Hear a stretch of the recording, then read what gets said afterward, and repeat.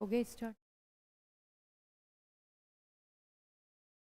Good afternoon class, welcome to Ocean Gurukuls और मैं हूं आपकी रीजनिंग फैकल्टी दीपिका रघुवंशी। जैसा कि आप सभी लोग जानते हैं कि यूट्यूब पे मेरे बहुत सारे वीडियोस अवेलेबल है, बहुत सारे तो नहीं बोलूँगी, हाँ पर रीजनिंग के कुछ वीडियोस हैं डले हुए हैं, वहाँ पर मेरे रीजनिंग के वीडियोस अवेलेबल है। और आपको वो वीडियोस इतने ज़्यादा पसंद आए, आप लोगों ने इतना ज़्यादा भरोसा, इतना ज़्यादा मोटिवेशन, इतना ज़्यादा प्यार किया ना कि उससे मोटिवेट होकर अब मैं आपके लिए पूरा रीजनिंग का सिलेबस लेकर आ रही हूँ। पूरा रीजनिंग का सिलेबस जो कि बिल्कुल आपको यहाँ ओशियन गुरुकुल के ऑनलाइन प्लेटफॉर्म पर ही अवेलेबल होगा। आपको क्या करना है, देखिए मेरा रीजनिंग का जो सिलेबस है, सिलेबस में क्या क्या है, क्या क्या चीजें यहाँ पर कवर अप करेंगे, क्योंकि आज यहाँ डेमो क्लास है तो एक ही लेक्चर में हम लोग इस पर बात करेंगे, इसके बारे में बात करेंगे। तो देखिए रीजनिंग में चाहे बैंक हो, एसएससी हो, रेलवे हो, व्यापम हो या फिर आपका पीएससी, जिसमें मैं बोलूंगी सी सेट में भी रीजनिंग आती है, एयर फोर्स में भी क्या आती है, रीजनिंग। तो किसी भी अगर आप कोई भी एग्जाम दे रहे हैं ना, उसके जो भी टॉपिक्स होंगे ना बेटा, यहाँ पर सारे टॉपिक्स कवर अप होने वाले और बिल्कुल लाइन बाय लाइन तरीके से बिल्कुल हम लोग कवर अप करेंगे, है ना। तो आइए स्टार्ट करते हैं। देखिए हमारी जो डेमो क्लास है, डेमो क्लास में क्या होने वाला है, तो सबसे पहले आपको पता है कि YouTube पर ठीक है इतना ज़्यादा टाइम नहीं मिल पाता है जिससे कि सारे लेक्चर्स वन बाय वन आपको अवेलेबल हो। आपको करना क्या है, देखिए हमारे एप्लीकेशन पर, हमारे ऐप पर ही मेरे लेक्चर्स अवेलेबल होंगे और मात्र कितने रुपए में, 499 रुपीज़ में, जो कि बहुत बड़ा अमाउंट नहीं है। अगर आपको कुछ बनना है, अगर आपको पढ़ना है, अगर आपके लॉजिक्स क्लियर करना है ना, तो ये आप अमाउंट की बातें मत कीजिए, है ना। तो चलिए आइए, जो भी लोग इंटरेस्टेड है मेरे यहाँ पर एप्लीकेशन में जाएंगे और इस एप्लीकेशन में आप देख सकते हैं मेरे वीडियोस वहाँ पर अवेलेबल रहेंगे। बिल्कुल रेगुलर क्लास रहेगी, सारे टॉपिक्स हम लोग कवर अप करेंगे। अब क्या टॉपिक कवर अप होगा, आपको एप्लीकेशन में पूरा लिस्ट मिल जाएगी कि हम रीजनिंग में क्या क्या पढ़ने वाले हैं, है ना। आइए अब हम बात करते हैं कि आज की क्लास में हम क्या पढ़ने वाले। आज देखिए मैं आपको पढ़ाने वाली हूँ ब्लड रिलेशन, रक्त संबंध। एक व्यक्ति का दूसरे व्यक्ति के बीच में रिलेशन क्या होता है, रिलेशन को कैसे रिप्रेजेंट करते हैं, ऊपर वाला व्यक्ति दादा कहलाता है, पापा बोलूंगी, क्या बोलूंगी मैं, कैसे रिप्रेजेंट करूंगी, ये सारी चीजें हम लोग देखेंगे किसके जरिए, ब्लड रिलेशन के जरिए। तो देखिए ब्लड रिलेशन में हम लोगों को सबसे पहले याद करना होंगे, हम लोगों को देखना होंगे बेसिक रिलेशन को क्या बोला जाता है। अगर मैं पर्टिकुलर किसी पर्सन को रिलेट करती हूँ तो मैं रिलेट कैसे करूंगी। तो देखिए यहाँ पर स्क्रीन पर अवेलेबल है माता या पिता का बेटा। जैसे मेरे माता या पिता का बेटा मेरा क्या कहलाएगा, भाई कहलाएगा, आपको पता होना चाहिए ना। भाई को इंग्लिश में क्या बोला जाता है, ब्रदर। भाई को इंग्लिश में क्या बोला जाता है, brother. English medium, Hindi medium दोनों के लिए ये क्लास अवेलेबल रहेगी। माता या पिता की बेटी मेरी क्या कहलाएगी, बहन। माता या पिता का भाई, माता का भाई मामा, पिता का भाई चाचा। पर यहाँ पर मामा हो या चाचा हो, सभी के लिए एक कॉमन टर्म यूज होती है जो कि है क्या, अंकल। आपके पास एग्जाम में पहले हिंदी मीडियम वाले बच्चों को एग्जैक्ट दिया जाता था ऑप्शन में मामा चाचा, पर बेटा अब जमाना बदल गया है। यहाँ पर जो क्वेश्चन होगा ना, आपके पास ऑप्शन एक मिलेगा, वो ऑप्शन क्या हो जाएगा, अंकल या आंटी। मामा हो चाचा हो उसके लिए वर्ड क्या यूज होगा, अंकल। आंट या आंटी वर्ड किसके लिए यूज हो जाएगा, मौसी बोला जाए, चाची बोला जाए। भाभी के लिए सिस्टर, भाभी के लिए क्या बोलेंगे, सिस्टर इन लॉ। देवरानी, जेठानी, इनके लिए क्या वर्ड यूज करते बताइए, सिस्टर इन लॉ। बिल्कुल सही जा रहे हैं। चलिए माता या पिता की बहन, माता की बहन मौसी, पिता की बहन बुआ। देखिए मौसी हो, बुआ हो, इनको क्या बोलूंगी मैं, आंट। इंग्लिश में क्या बोलूंगी मैं, टर्म क्या यूज करने वाली हूं, आंट। उसके बाद माता या पिता का पिता, देखिए मेरी माता के पिता मेरे कौन कहलाएंगे, नाना जी। और मेरे पिता के पिता मेरे कौन कहलाएंगे, दादाजी। तो इंग्लिश में ना इन दोनों के लिए कॉमन टर्म है, वो कॉमन टर्म क्या है, ग्रैंडफादर। कॉमन टर्म क्या है, ग्रैंडफादर। आपको याद होना चाहिए, रीजन क्या है ना, अब जो क्वेश्चन आने लगे उन क्वेश्चन में जो ऑप्शन दे रहे हैं ना, ऑप्शन में बिल्कुल आपको ऐसा दिया जाएगा ग्रैंडफादर ग्रैंडमदर। तो आपको समझ में आना चाहिए। जी हाँ, मैं बात कर रही हूँ हिंदी मीडियम वाले बच्चों के लिए। हिंदी मीडियम में भी यही चीज दी जाएगी, आपको बोला जाएगा नाना या दादा के लिए टर्म यूज करेगा वो ग्रैंडफादर। यकीन ना आए तो पेपर का लेवल देख लीजिए, पेपर का पैटर्न देख लीजिए। पहले बकायदा नाना और दादा टर्म यूज करता था, पर अब एग्जाम में टर्म क्या यूज करने लगा है, ग्रैंडफादर। सेम, मेरी अगर माता की माता है, मेरी मदर की मदर, मेरी कौन कहलाती, नानी, है ना। और अगर मैं फादर की बात करूंगी, फादर की मदर मेरी कौन कहलाती है, मतलब मेरे पिता की माता मेरी कौन कहलाती है, दादी। और यहाँ पर नानी या दादी को हम किस टर्म से रिप्रेजेंट करेंगे, ग्रैंड मदर। किस टर्म से रिप्रेजेंट करेंगे हम, ग्रैंड मदर। जी हाँ बच्चों, आज हमने स्टार्ट किया है ब्लड रिलेशन पढ़ना। निखिल, नितिका, अंकिता, अर्जुन, वेलकम बेटा, वेलकम। चलिए देखिए, तो कुछ रिलेशन हमने पढ़े भाई। मतलब अगर मेरी सेम जनरेशन में पर्सन की बात हो रही है, देखिए पर्सन या फिर यहाँ पर क्वेश्चन का लेवल कैसा होगा, बेसिकली 3 जनरेशन के क्वेश्चन आपसे पूछे जाएंगे। सबसे पहली जनरेशन, सबसे बेसिक जनरेशन जो कि मेरी है, मेरी जनरेशन में जो भी मेरे साथ होंगे कौन कहलाएंगे, मेरे अगर ब्लड रिलेशन के हैं तो कौन कहलाएंगे, मेरे भाई या बहन। अब मेरी सेम जनरेशन में और कौन कौन आ सकता है, मेरे कजिन भी आ सकते हैं, चाचा का लड़का, मामा का लड़का, मौसी की लड़की, ये कौन हो जाएंगे, मेरे कजिन। मेरी सेम जनरेशन में और कौन आएगा, मेरा हस्बैंड जो होगा, मेरे हस्बैंड के साथ मेरे हस्बैंड की बहन, ये सब भी मेरे कौन से जनरेशन में आएगी, सेम जनरेशन में ही मैं इनको रिलेट करूंगी। तो आइए देखते हैं और कौन से पर्सन को क्या क्या बोला जाता है, हम कैसे रिप्रेजेंट करेंगे। पुत्र की पत्नी, मतलब मेरा बेटा और बेटे की वाइफ। बेटे की पत्नी को क्या बोलेंगे, बहू। बहू के लिए इंग्लिश वर्ड एक अवेलेबल है, देखिए बहू को इंग्लिश में बोला जाता है डॉटर इन लॉ। बहू को इंग्लिश में क्या बोला जाता है, डॉटर इन लॉ। उसके बाद बेटी का पति, देखिए बेटी का पति क्या कहलाता है, दामाद। दामाद को क्या बोला जाता है, सन इन लॉ। बिल्कुल जी हाँ, बिल्कुल बेसिक से हम सारी चीजें पढ़ रहे हैं। बहुत सारे बच्चे होते हैं जिनको समझ में नहीं आता है दामाद मतलब हम कैसे रिप्रेजेंट करेंगे। तो बेटी के पति को क्या कहा जाता है, दामाद। दामाद को हम इंग्लिश में क्या बोलेंगे, सन इन लॉ। आजकल जो पेपर का पैटर्न चल रहा है ना, बिल्कुल आपको वर्ड यही मिलेगा, सन इन लॉ। आपको टर्म से क्लियर होना चाहिए, सन इन लॉ किसको रिप्रेजेंट कर रहा है, दामाद। उसके बाद पति या पत्नी की बहन, पति की बहन। अब अगर पति की बहन होगी तो देखिए क्या हो जाएगी, वो ननंद, या फिर क्या बोलूंगी मैं, देखिए साली। साली किसको बोला जाता है, अगर मेरा भाई या फिर मेरे हस्बैंड या फिर हस्बैंड की वाइफ, वाइफ से रिलेटेड जो भी रिश्तेदार अगर सेम जनरेशन में आ रहे हैं तो वो कौन कौन कहलाएगा, या तो भाभी कहलाएगा, या तो ननंद कहलाएगा, या तो साला होगा, या तो साली होगा। तो आपको ये सारी टर्म्स याद रखना है। तो पति या पत्नी की बहन को क्या बोलूंगी मैं, ननंद या साली। चाहे ननंद हो चाहे साली हो, केवल एक वर्ड यूज होने वाला है, वो क्या होगा, हमारा सिस्टर इन लॉ। याद रखेंगे, चाहे ननंद हो चाहे भाभी हो चाहे साली हो, क्योंकि गर्ल से रिलेटेड है, मेरी सेम जनरेशन में मेरी बहनें होगी, सेम जनरेशन में बहन मतलब क्या, पर मेरी नहीं है, मेरे हस्बैंड की है, तो उसको क्या बोलूंगी मैं, सिस्टर इन लॉ। तो ननंद या साली को हम क्या बोलेंगे, बिल्कुल सिस्टर इन लॉ। नाउ पति या पत्नी का भाई, देखिए मेरे पति का भाई कौन कहलाएगा, देवर या जेठ, है ना। और या फिर पति या पत्नी का भाई क्या कहलाएगा, साला। जैसे मेरे हस्बैंड की मेरी बहन, मेरी बहन मेरे हस्बैंड की क्या कहलाएगी, साली, है ना। तो साला, साली या फिर देवर। तो पति या पत्नी के भाई को क्या बोलेंगे, देवर, जेठ या साला।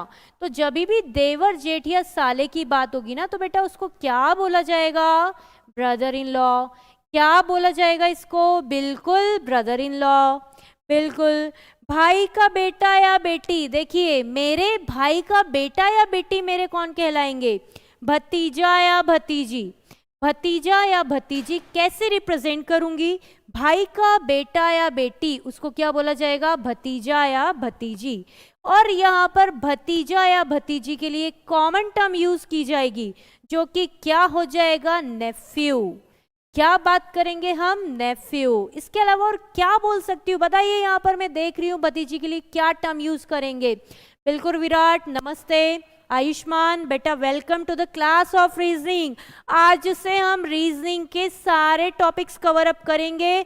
बिल्कुल, जो रीजनिंग का एक डर आपके अंदर बना हुआ था कि रीजनिंग में कभी ऐसा होता है एक टॉपिक आपसे बन रहा है, एक नहीं बन रहा है, और उस टॉपिक को आपको बहुत सी जगह सर्च करना पड़ता था, पर आज के बाद ये दिक्कत नहीं होगी क्योंकि यहाँ पर मेरी क्लास में मैं रीजनिंग में आपको सारी चीज़ें बताऊंगी, हर चीज़ कवर अप कराऊंगी, जिससे एक ही बैच में एक ही जगह पर आपको रीजनिंग की सारी फैसिलिटीज़ मिलेगी, सारी चीज़ें अवेलेबल होगी। आइए, तो भतीजा या भतीजी, भतीजे के लिए वर्ड यूज करेंगे नेफ्यू, और भतीजी के लिए वर्ड यूज किया जाता है नीज। क्या यूज किया जाता है? नीज। सेम बेटा बेटी, या फिर आपको यहाँ पर देखो भांजा या भांजी। भांजा किसको बोलेंगे? जैसे मेरे मामा की मैं कौन लगूंगी? भांजी। मामा की कौन लगूंगी? भांजा या भांजी। तो जब भी भांजा या भांजी यूज होगा ना, उसके लिए भी कॉमन टर्म है क्या? नेफ्यू।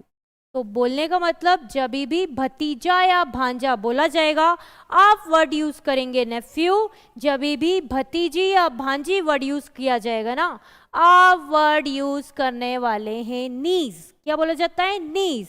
बिल्कुल, आपने बिल्कुल तरीके से देखिए, यहाँ पर स्लाइड में देख लिया होगा कौन से रिलेशन में हम किस पर्सन को क्या रिलेट कर रहे हैं। अब हम बात करते हैं, देखिए हमारी नेक्स्ट स्लाइड में क्या है, और रिलेशन देख लेते हैं कि रिलेटेड पर्सन अगर हैं तो उनसे कैसे रिलेट करेंगे किसी को। चाचा या चाची का बेटा या बेटी, चाचा का बेटा या चाचा की बेटी जो कहलाएगी वो कौन होगी? मेरी कजिन। कौन हो जाएगी? मेरी कजिन। चचेरा भाई या बहन, जिसको इंग्लिश में क्या बोला जाता है? कॉमन टर्म है। बिल्कुल एक कॉमन टर्म है, वो कॉमन टर्म क्या है? कजिन। बहन का पति बहनोई। अब देखिए बहन का पति क्या कहलाएगा? बहनोई। अब भाई की पत्नी को क्या बोला जाता है? भाभी। ये सारी टर्म्स आपको पता है, पर फिर भी एक बार देख लीजिए क्योंकि ब्लड रिलेशन में जो क्वेश्चंस आने वाले हैं ना, अगर आपको ये रिलेशन समझ में आएगा तो ही आप एग्जैक्ट बना पाएंगे, अदरवाइज आप बोलते रहेंगे भाभी मतलब क्या, एक माइंड में चलेगा। तो भाभी मतलब क्या आप बोल सकते हैं, आपने पढ़ा है यहाँ पर भाई की पत्नी को क्या बोला जाता है? भाभी बोला जाता है। भाभी को बताइए इंग्लिश में क्या बोलेंगे? क्या बोलेंगे भाभी को इंग्लिश में?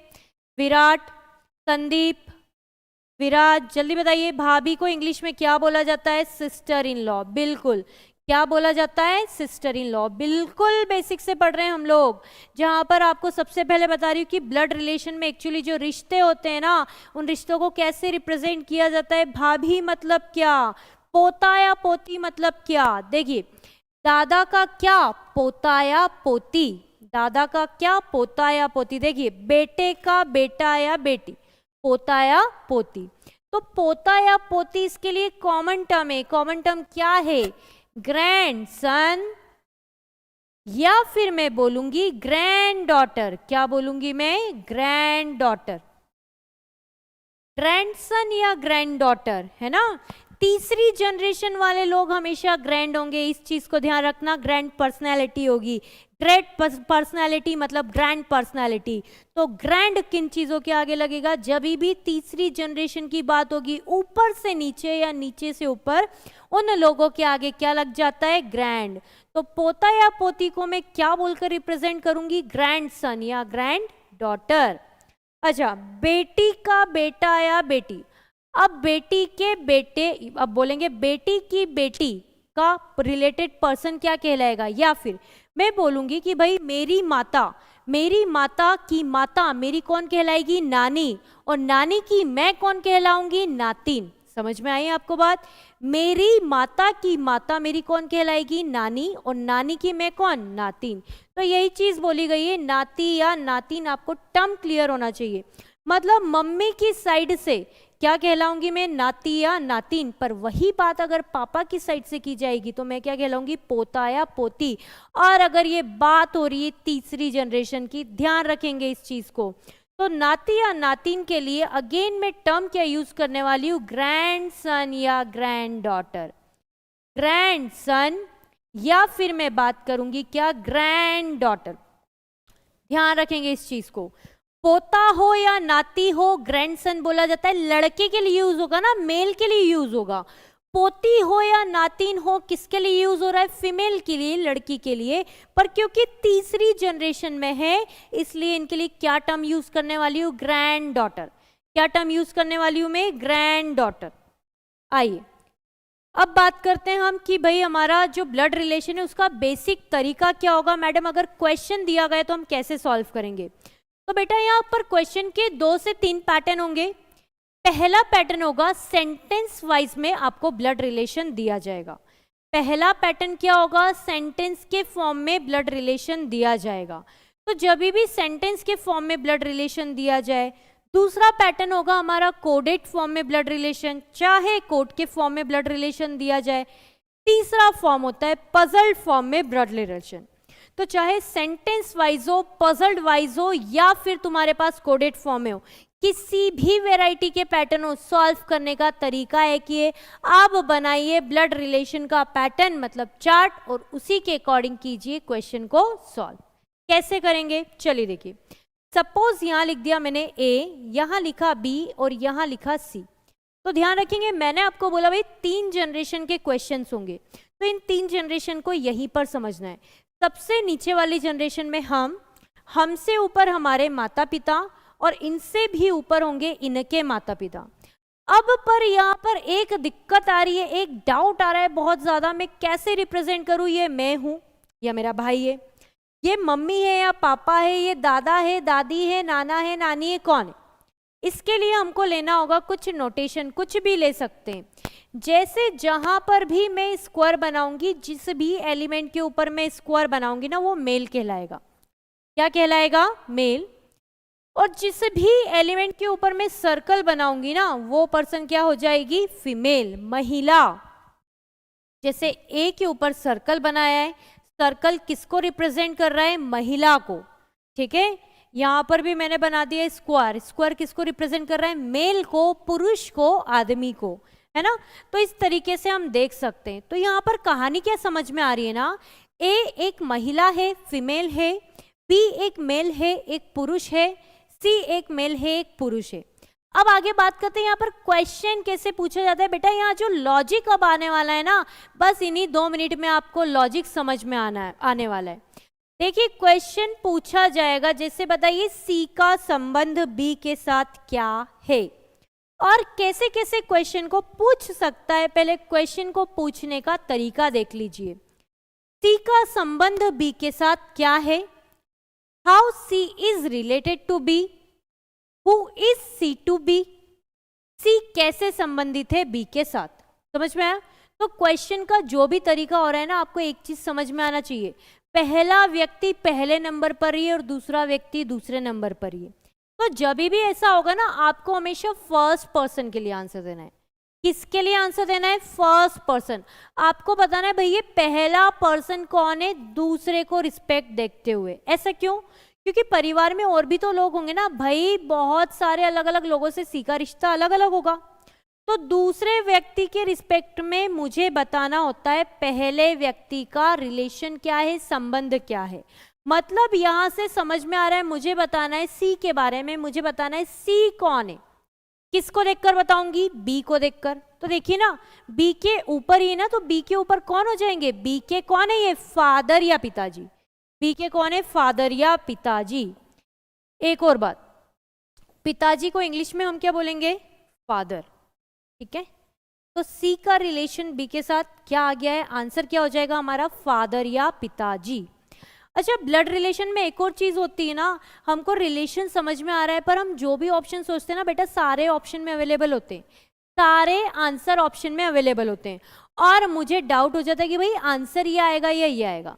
तो याद रखिएगा, ब्लड रिलेशन में जब भी 2 पर्सन आ रहे हैं, ब्लड रिलेशन में जब भी दो पर्सन आ रहे हैं ना, हमेशा फर्स्ट पर्सन के लिए आप आंसर देंगे। किसके लिए आंसर देंगे? First person.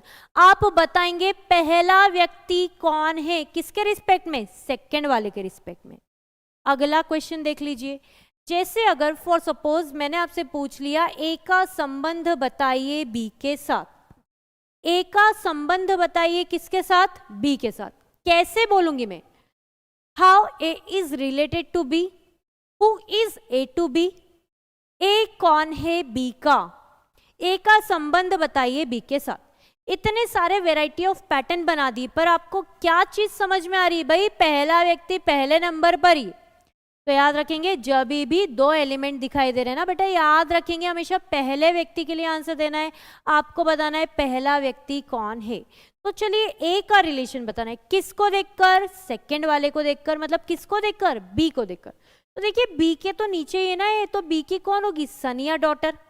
तो देखिए यहाँ पर सर्कल बना हुआ है ए के ऊपर, मतलब फीमेल है, तो बी की कौन हो गई है? डॉटर या पुत्री, क्योंकि आपको ए के बारे में ही बताना था। ए कौन है बी का? तो देखिए यहाँ पर ए कौन हो जाएगी? डॉटर या पुत्री। हम क्या बोलेंगे? डॉटर या पुत्री। इस क्वेश्चन का क्या हो जाएगा? बिल्कुल सही answer. I hope I am clear, मैं आपको समझा पा रही हूँ। जो चीज़ें मैं आपको बताना चाहती हूँ बिल्कुल तरीके से बता रही हूँ, पर आपको एक चीज़ ध्यान रखना है, जब मैं डिलीवर कर रही हूँ ना लेक्चर, तब आपको बिल्कुल ध्यान से देखना है, सारा फोकस यहीं पर बनाना है। और हाँ, आप तो रेगुलर रहना है, क्योंकि ऐप पर आपको क्लासेस बिल्कुल रेगुलर मिलने वाली है। ठीक है, तो चलिए अब हम बात करते हैं कि भाई ऊपर से नीचे अगर जनरेशन की बात हो रही है ना, तो मैं कैसे रिप्रेजेंट करूँ। अब अगर आपसे पूछ लिया सी का संबंध बताइए ए के साथ, सी का संबंध ए के साथ बताइए। देख रही हूं मैं यहां पर कपिल, कपिल, सूरज। बेटा सूरज बताइए यहां पर सी का रिलेशन ए के साथ। तो देखिए सी का रिलेशन ए के साथ मैंने देखा पहली, दूसरी और तीसरी। तीसरी वाली जनरेशन के लोग, अभी प्रीवियस क्लास में मैंने बताया, मतलब प्रीवियस जस्ट आपको अभी मैंने 2 मिनट पहले बताया कि तीसरी वाले जनरेशन वाले लोगों के आगे वर्ड क्या यूज होता है? ग्रैंड। क्या यूज होता है? ग्रैंड। अगर तीसरी वाली जनरेशन ऊपर वाली, तो वो कौन से पर्सन होंगे? ग्रैंडफादर या ग्रैंड मदर, मतलब दादा दादी, नाना या नानी। तो चलिए यहाँ पर देखते हैं, ए से देखना है ना किसका रिलेशन? सी का। ए के पिता, पिता के भी पिता, ए के पिताजी के पिताजी, मतलब सी कौन हो चुके हैं? दादाजी। मुझे पता है पिता के पिता क्या कहलाते हैं? दादाजी। तो अगर हिंदी के अकॉर्डिंग आंसर देखेंगे तो आंसर कितना हो जाएगा? दादाजी। और अगर मैं बात करूं ना इंग्लिश के अकॉर्डिंग, तो देखिए इंग्लिश के अकॉर्डिंग आंसर क्या आने वाला है? दादाजी को बताइए इंग्लिश में क्या बोलते हैं? ग्रैंडफादर। क्या बोला जाता है? ग्रैंडफादर। दादाजी को इंग्लिश में क्या बोलेंगे हम? ग्रैंडफादर। समझ में आ गई आपको बात? तो पॉइंट बस इतना सा है भाई, पहले व्यक्ति के लिए आंसर देना है। पहला व्यक्ति जिस भी जनरेशन में होगा उस जनरेशन से रिलेटेड उसका आंसर होगा दूसरे व्यक्ति के रिस्पेक्ट में। अब मैं यहाँ पर हस्बैंड और वाइफ को कैसे रिप्रेजेंट करूंगी? चलिए देखिए, जैसे यहाँ पर बोला हुआ है आपको भाई बी की जो वाइफ है ना वो डी है, बी की वाइफ कौन है? डी। देखिए इक्वल से मैं हमेशा हस्बैंड वाइफ को रिप्रेजेंट करती हूँ। ऐसा क्यों? क्योंकि अगर मैं सिंगल लाइन भी लगा दूं हस्बैंड वाइफ के बीच में, और अगर भाई बहन के बीच में भी सिंगल लाइन लगा दूं ना, यहाँ तो फर्क नहीं पड़ेगा, पर जब मुझसे क्वेश्चन पूछा जाएगा ना, मुझे कंफ्यूजन होगा कि ये भाई बहन है या हस्बैंड वाइफ है। तो इसलिए इक्वल से हस्बैंड वाइफ को रिप्रेजेंट कीजिए। अब देखिए क्वेश्चन में थोड़ा सा हम लोग चेंज करते हैं। जैसे यहाँ पर आपको बोला है बी की 2 संतानें, बी की कितनी संतानें? 2 बोल दिया है। अभी यहाँ पर सपोज बोला है एक बेटा है ए और एक बेटी है सपोज ई। एक बेटा है ए और एक बेटी कौन है? ई। अब देखिए वो कैसे कैसे क्वेश्चन को पूछ सकता है। तो क्वेश्चन नंबर 1, बताइए डी का रिलेशन सी के साथ। देखिए बेटा ध्यान से सुनिए, क्वेश्चन क्या पूछा है। ये आपके पास ट्री बना हुआ है।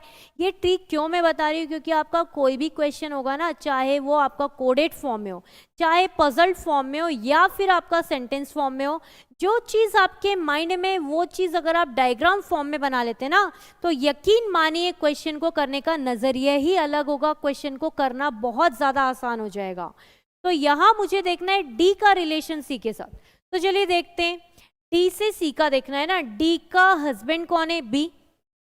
डी का पति कौन है? बी। और पति के पापा, चलिए देखिए, डी के पति के पापा, तो सी कौन हो गए? ससुर जी। और ससुर जी की डी कौन हो गई? बहू। कैसे? सी के बेटे की पत्नी, आपको अभी सिखाया था, बेटे की पत्नी को क्या बोला जाता है? उससे रिलेशन क्या हो जाएगा? बहू। ठीक है, तो सी के बेटे की पत्नी, तो डी कौन हो गई? बहू। डी का रिलेशन, देखिए डी का रिलेशन सी के साथ क्या हो गया? डी हो चुकी है बहू। बताइए बहू को इंग्लिश में क्या बोला जाता है? बहू को इंग्लिश में बोला जाता है डॉटर इन लॉ। क्या बोला जाता है? Daughter in law. भले ही आप हिंदी मीडियम के, पर आपको इंग्लिश की टर्म से भी अवेयर होना पड़ेगा, स्पेशली ब्लड रिलेशन में, स्पेशली यहाँ इस टॉपिक रक्त संबंध में।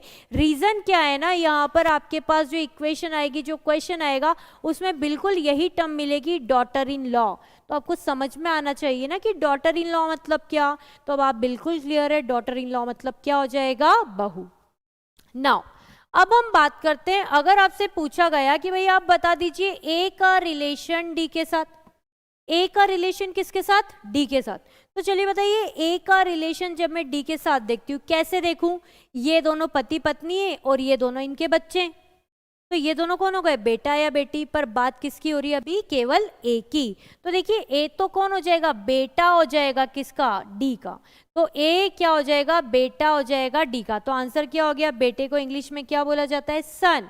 अपनी हिंदी में क्या बोला जाता है? पुत्र को भी बेटा बोला जाता है, या फिर बेटे को भी बेटा, मतलब हिंदी में वो बेटा भी दे सकता है, और एक टर्म आपके लिए पुत्र भी वो लिखकर दे सकता है। तो I hope I am clear, आपको समझ में आ रहा होगा कि क्वेश्चन को मुझे किस तरीके से सॉल्व करना है। चलिए अब हम बात करते हैं आगे की। याद रखिएगा हमेशा फर्स्ट पर्सन के लिए आप आंसर देंगे, क्योंकि आज मेरी डेमो क्लास है। आज आपको क्या देखना है? आज आपको देखना है भाई कि यहाँ पर क्या टॉपिक्स चल रहे हैं, मैं क्या पढ़ाने वाली हूँ, क्या बातें कर रही हूँ आज आप लोगों से। साथ ही साथ आप याद रखेंगे यहाँ पर जो अमन सर है ना, अमन सर के बारे में मैं क्या ही बोलूँ, मतलब इंग्लिश के बारे में और अमन सर की बात ना हो ऐसा हो ही नहीं सकता है ना। तो कल जो है अमन सर शाम को 4 बजे, याद रखेंगे टाइम क्या होगा? शाम को बराबर 4 बजे आपको लाइव जुड़े रहना है, आपको अमन सर की क्लास अटेंड करना है। रीजन क्या है? अमन सर आपके लिए बहुत ही अच्छी चीज लेकर आने वाले हैं। बच्चों बिल्कुल इस चीज का ध्यान रखेंगे, शाम को 4 बजे अमन सर की क्लास में लाइव रहना है। अमन सर आपके लिए इंग्लिश से रिलेटेड, बिल्कुल इंग्लिश से रिलेटेड डेटा या फिर इंग्लिश से रिलेटेड कुछ बातें करने वाले, साथ ही साथ आपके लिए और भी बहुत कुछ अच्छा लेकर आने वाले हैं। तो बिल्कुल लाइव रहिएगा और उनकी क्लास को अटेंड कीजिएगा। चलिए अब आते हैं मेरी क्लास पर, है ना। अब अमन सर के बारे में बताया, मेरे बारे में भी बताना ज़रूरी होगा, क्योंकि आप मुझे जानते हैं, मैं हूं दीपिका रघुवंशी, आपकी रीजनिंग फैकल्टी। हमारी क्लास जो है एप्लीकेशन पर आपके लिए बिल्कुल मिलने वाली, और जहां पर मैं आपके लिए रेगुलर लेकर आने वाली हूँ लेक्चर्स। जी हाँ, बिल्कुल रेगुलर लेक्चर आपको मिलेंगे। हम सारे टॉपिक्स यहाँ पर डिस्कस करेंगे। कौन कौन से टॉपिक पढ़ेंगे, लिस्ट बकायदा मैं आपको बताऊंगी कि हम कौन कौन से टॉपिक पढ़ेंगे। पर इतनी गारंटी देती हूँ कि भाई अगर आपने एक बार रीजनिंग पढ़ ली ना, तो यहाँ पर कोई भी एग्जाम से रिलेटेड रीजनिंग हो, ऐसा नहीं होगा कि आपको कहीं और जाना पड़े, कहीं और देखना पड़े कि अब मैं क्या करूँ, इस टॉपिक को कैसे सॉल्व करना है। आइए, सेम जैसे कि मैंने आपको रिलेशन के बारे में बताया, तो रिलेशन का हिंदी और इंग्लिश दोनों में नाम यहाँ पर लिखा गया है। देखिए Kapil, thank you so much. यहाँ पर ध्यान दीजिए, ग्रैंडफादर, देखिए ग्रैंडफादर को क्या बोलेंगे? दादाजी या नाना जी। एक बार फिर से रिपीट कर लेंगे, एक बार फिर से रिवाइज कर लेंगे ताकि टर्म्स हमको क्लियर हो। दादी या नानी, दादी या नानी को क्या बोलेंगे? Grand mother. पोता या नाती को बोलेंगे ग्रैंडसन। पोती या नाती को क्या बोलेंगे? Grand daughter. दामाद को क्या बोला जाता है? सन इन लॉ। देखिए दामाद को क्या बोला जाता है ना? सन इन लॉ। उसके बाद बहू को बोलेंगे हम डॉटर इन लॉ, सास को बोलेंगे मदर इन लॉ, ससुर को बोलेंगे फादर इन लॉ। देवर हो, जेठ हो, साला हो, जीजा हो, सभी के लिए कॉमन टर्म है जो कि है ब्रदर इन लॉ, जो कि एक कॉमन टर्म क्या है? Brother in law. I hope आप सभी ने स्क्रीनशॉट ले लिया होगा। इसमें से बहुत सारे रिलेशंस जो है वो मैं आपको स्टार्टिंग में बता चुकी हूँ। साली हो, भाभी हो, देवरानी हो, जेठानी हो, ननंद हो, सभी को क्या बोला जाता है? Sister in law. चाचा हो, मामा हो, इनको क्या बोला जाता है? अंकल। चाचा हो, मामा हो, इनको क्या बोला जाता है? अंकल। चाची हो, मौसी हो, मामी हो, इनको क्या बोलेंगे? आंटी। भतीजा या भांजा, कॉमन टर्म क्या है? नेफ्यू। भतीजी या भांजी, कॉमन टर्म क्या है? नीज। कॉमन टर्म क्या है? Niece. Now what is next? आते हैं हमारी नेक्स्ट स्लाइड पर, नेक्स्ट स्क्रीन पर। देखिए अब आया है क्वेश्चन, अब आया है एक्चुअल में क्वेश्चन का पैटर्न। क्या है पैटर्न? देखिए हिंदी इंग्लिश दोनों में अवेलेबल है, क्योंकि जो मैं चीज़ पढ़ाने वाली हूँ, जो भी मैं टॉपिक पढ़ाऊंगी ना, बायलैंग्वेज लैंग्वेज में पढ़ाने वाली हूँ। तो देखिए बच्चों ध्यान से, एक व्यक्ति की ओर इशारा करते हुए अंजलि ने कहा, वह मेरी बहन के भाई के पिता का एकमात्र पुत्र है। उस व्यक्ति का अंजलि से रिलेशन बताइए। क्वेश्चन सॉल्व करने के बहुत सारे तरीके, पर आसान सा तरीका बता रही हूँ। ध्यान से सुनिए, जो व्यक्ति बोलता है ना अपने बारे में बहुत सारी बातें बोलता है, तो जब भी जो व्यक्ति बोल रहा है ना, तो पहले उसको पॉइंट आउट कीजिए। जैसे आपको बोला है एक व्यक्ति की ओर इशारा करते हुए अंजलि ने कहा, तो यहाँ पर बोलने वाला व्यक्ति कौन है? अंजलि।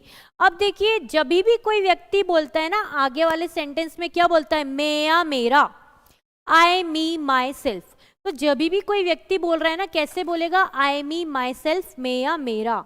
तो जहां पर भी मैं या मेरा होगा ना, हमेशा वहां पर उस व्यक्ति को रिप्रेजेंट करना जो व्यक्ति बोल रहा है। तो बताइए अंजलि ने कहा, तो अंजलि कहां पर है? यहां पर।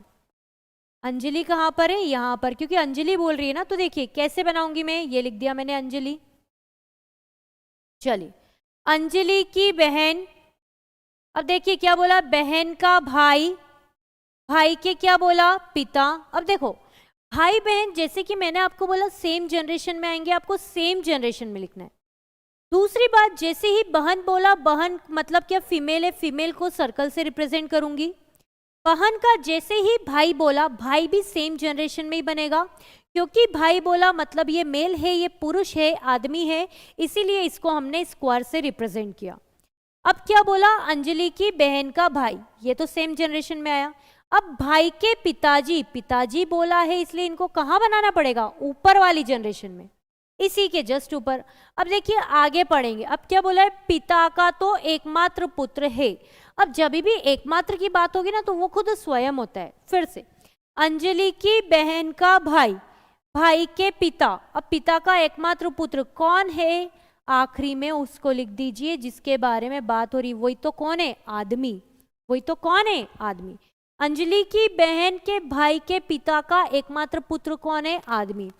सिंपल क्वेश्चन है, आप डायरेक्ट सॉल्व कर सकते हैं, पर बेटा अगर आपको इनडायरेक्ट फॉर्म में दिया जाता ना, बिल्कुल आपको इस डायग्राम की जरूरत पड़ेगी।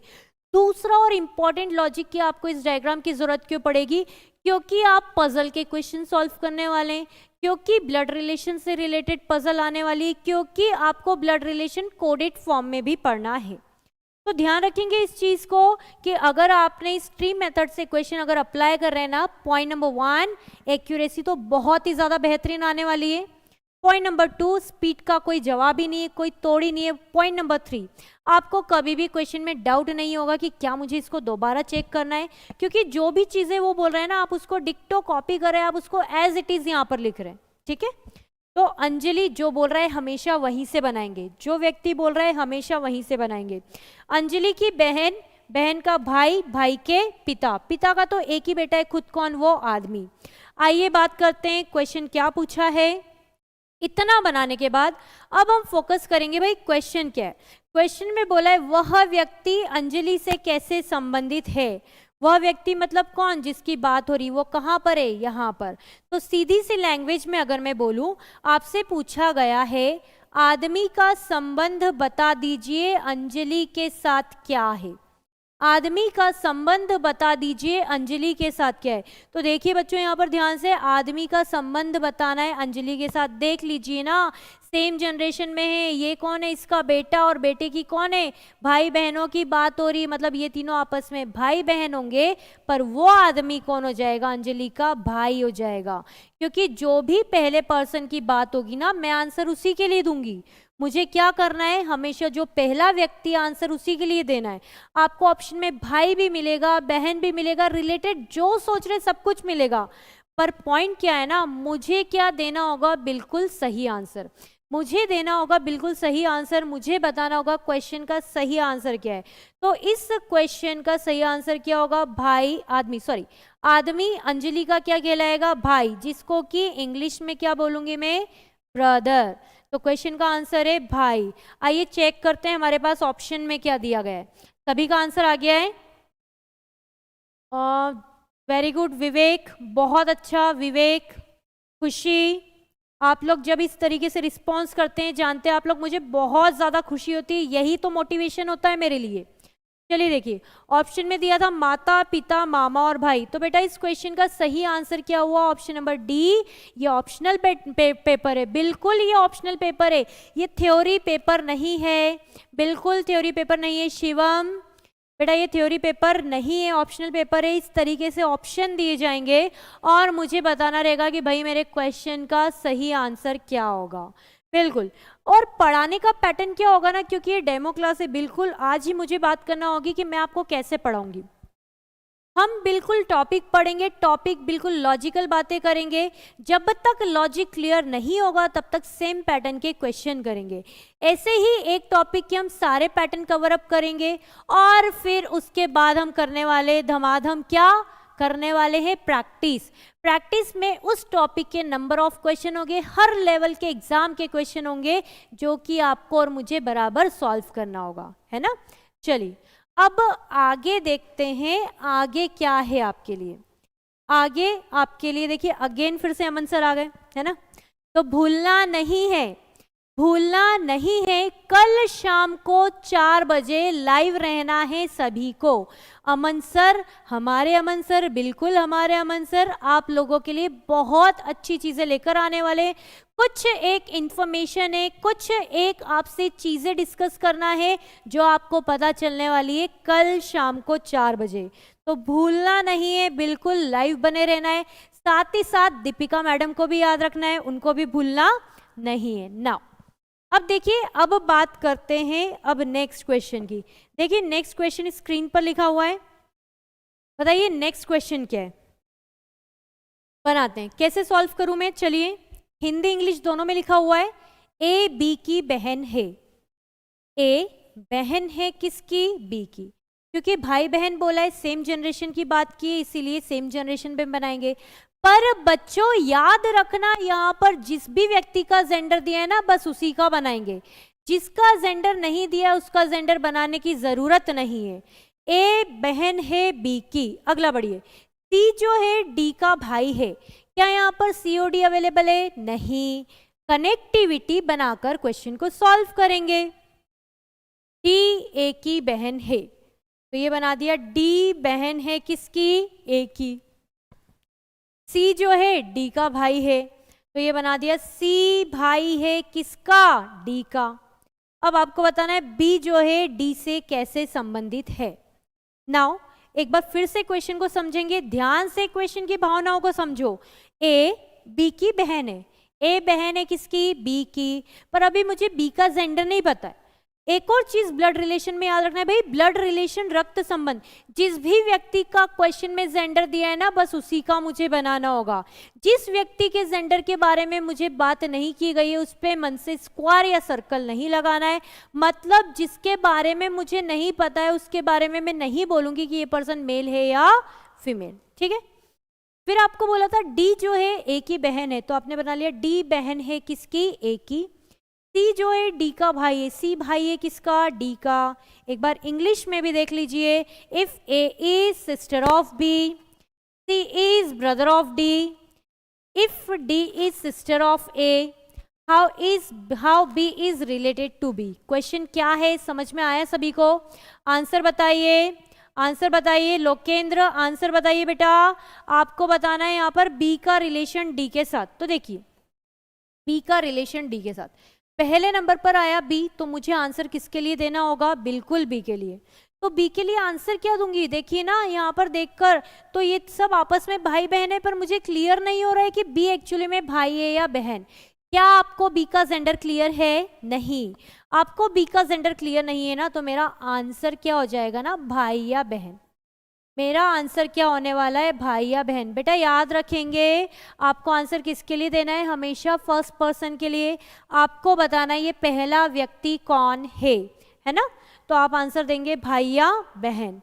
अब देखिए, अगर आपके पास आंसर भाई या बहन आ रहा है, अगर आइदर और वाला एग्जैक्ट आंसर आ रहा है, आप हमेशा आइदर और वाला आंसर ही देंगे। पर अगर आंसर आइदर और वाला नहीं आ रहा है ना, तो उस केस में मैं आंसर क्या दूंगी, सी एंड डी, जिसको कि बोला जाता है कैन नॉट बी डिटरमाइन, और दूसरी लैंग्वेज में क्या बोला जाता है, इनसफिशिएंट डेटा। बिल्कुल बोला जाता है इनसफिशिएंट डेटा।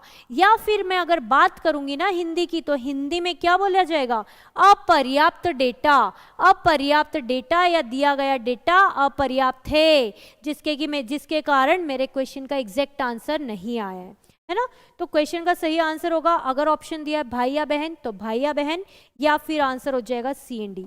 चेक करते हैं, देखिए यहाँ पर ऑप्शन क्या क्या दिया गया है आपको स्क्रीन पर, भाई, भाई या बहन, बहन, C and D, none of this. बिल्कुल, बहुत बढ़िया। क्या जब भी आपके पास दो ऐसे ऑप्शन आ रहे हैं जो कि दोनों ही आंसर होना चाहिए, तब मैं किसको प्रायोरिटी दूं, कौन से आंसर को मैं प्रायोरिटी दूंगी, तो याद रखिएगा सबसे पहले आइदर और, जो उसका एक्चुअल आंसर होगा ना, आइदर और वाला आंसर होगा, सबसे पहले मुझे उसी पर प्रायोरिटी देना होगी। तो इस क्वेश्चन का एग्जैक्ट आंसर कौन सा होगा, ऑप्शन नंबर सेकेंड। अगर भाई या बहन नहीं दिया जाता ना, उस केस में मैं आंसर क्या बोलती, सी एंड डी, मतलब ज्ञात नहीं किया जा सकता है। आ गई आपको बात समझ में, ठीक है। चलिए नाउ अब आते हैं, देखिए नेक्स्ट वाले क्वेश्चन पर। स्क्रीन पर आपको दिया गया है, आप ले लीजिए इसका स्क्रीनशॉट, जल्दी से स्क्रीनशॉट ले लीजिए इस क्वेश्चन का, जल्दी से सॉल्व कीजिए इस क्वेश्चन को, जल्दी से इस क्वेश्चन को सॉल्व कर लीजिए। आंसर बताइए। बहुत सारे लोग, विवेक का आंसर आ गया है, नवाज का आंसर आ गया है, आर के टारगेट, अनिल, विशाल, सुमित, आयुष, कुरैशी बॉय, नाम चेंज कर लिया है ना, अंकित। तो आप सभी लोगों से मिलकर बहुत ही अच्छा लग रहा है। भले ही हम लोग ऑनलाइन प्लेटफॉर्म के जरिए जुड़े हुए हैं, पर इसी तरीके से आपको और हमको बिल्कुल जुड़े रहना है। रीज़न क्या है, आप लोग पढ़ने वाले, भाई बहुत ही बेहतरीन चीज़ आप लोग पढ़ने वाले हैं। यहाँ पर दीपिका रघुवंशी की रीजनिंग, जहाँ पर अगर आपने एक बार रीजनिंग पढ़ ली है ना, तो आपको इधर उधर कहीं जाने की ज़रूरत नहीं है। तो अगर आप यूं ही हमारे साथ बने रहना चाहते हैं ना, तो बिल्कुल मेरी क्लास में आइए, बिल्कुल हमारे एप्लीकेशन पर बने रहिए। एप्लीकेशन पर आने के लिए आपको क्या करना है, आपको पता ही होगा। आप गूगल प्ले स्टोर पर जाइए, ओशियन गुरुकुल्स के नाम से सर्च कर लीजिए, ओशियन गुरुकुल्स, याद रखिएगा इस नाम को, है ना, ओशियन गुरुकुल्स। तो ओशियन गुरुकुल्स नाम से आपको एप्लीकेशन मिल जाएगा, आप डाउनलोड कर लीजिए। और अब आखिरी में क्या बताने वाली हूं, इस क्वेश्चन का आंसर आज नहीं, हम पढ़ेंगे नेक्स्ट क्लास में। इस क्वेश्चन का आंसर बिल्कुल हम नेक्स्ट क्लास में देखेंगे, और यहाँ पर हम सेशन को कंप्लीट करते हैं। अगर आपको मेरा वीडियो पसंद आ रहा है, अगर आप चाहते हैं कि मैं ही आपको रीजनिंग पढ़ाऊं, तो इस वीडियो को ज़्यादा से ज़्यादा शेयर कीजिए, क्लास को सब्सक्राइब कीजिए, और यूं ही मेरे साथ बने रहिए। Thank you very much, have a nice day.